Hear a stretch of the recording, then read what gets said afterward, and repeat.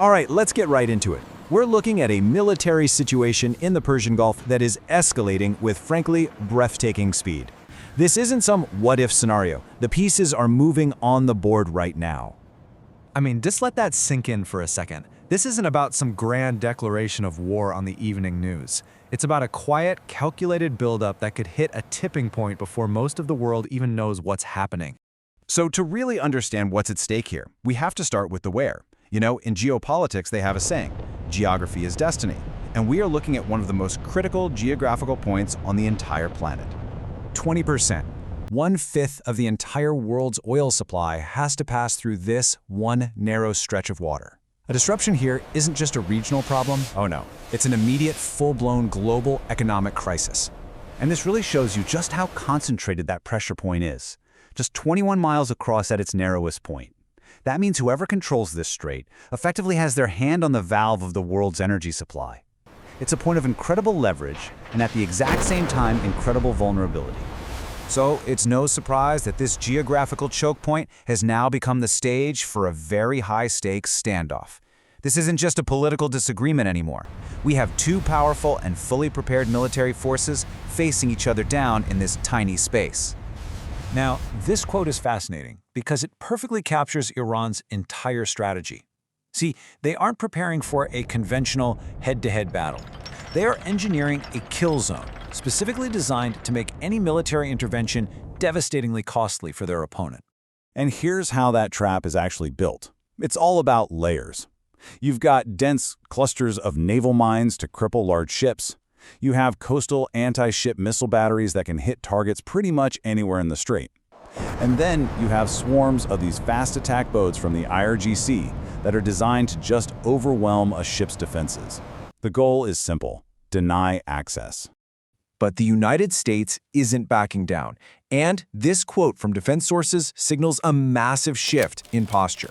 We have moved way past a merely symbolic presence. What's in the region now is a force that is fully equipped and prepared for offensive operations.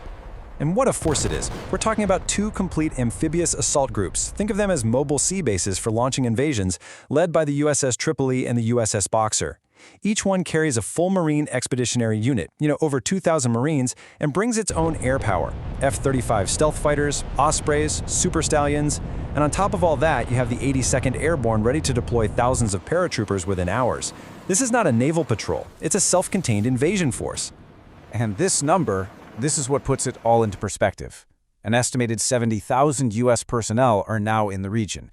That is an enormous military commitment. It signals that this situation is far beyond a standard patrol or just a show of force.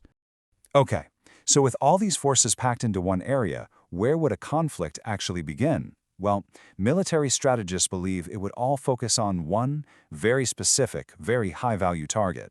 Kharg Island. This place is basically the jugular vein of the entire Iranian economy. The vast majority of their oil exports flow right through here. So seizing it or disabling it would be an absolutely crippling blow. But of course, Iran knows this, and it is reportedly one of the most heavily defended pieces of real estate in the whole country. And this right here is the key to understanding Iran's entire military thinking. They know they can't match the US carrier for carrier or jet for jet, so they don't try. Instead, they use these asymmetric tactics: mines, drones, fast boats, missiles. And this isn't a new idea. It's a strategy they've been honing for decades. It's all about using their unique strengths to disrupt, bleed, and exhaust a technologically superior opponent, making the cost of victory just unbearably high. So let's pull the camera back and look at the bigger picture. We have the forces, we understand the strategies, we even know the likely target. But what about the timeline? Because recent events suggest we might be in the final moments before a major decision has to be made. This is the question that's on everybody's mind right now. There's been some talk of a temporary pause, for diplomacy. But in military planning, a pause is also the perfect opportunity to finalize troop positions and get all your operational plans locked in. And during this so-called pause, well, more forces have been moved into place. And if this does escalate, let's be crystal clear. The fallout will be global and it will be immediate.